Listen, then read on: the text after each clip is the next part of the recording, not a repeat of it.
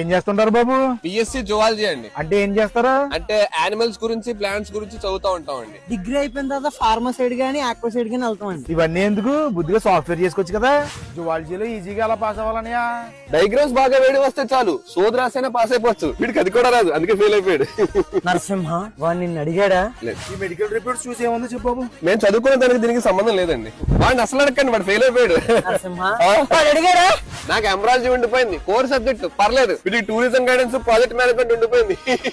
నరసింహ ఇలా రా అమ్మా, నా గురించి మర్చిపో, నీ గురించి చెప్పుకో. నేను పాస్ అయ్యి అన్నయ్య నేను జువాలజీ జాయిన్ అవ్వచ్చా?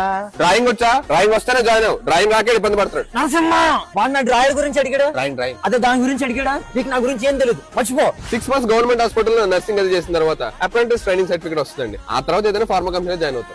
ఈ అబ్బాయి కూడా జువాలజీయే, కానీ ఫెయిల్ అయిపోయాడు. ఆ విషయం నాకు తెలియదు. నరసింహ నాకు జువాలజీ వద్దు, పొక్క వద్దు.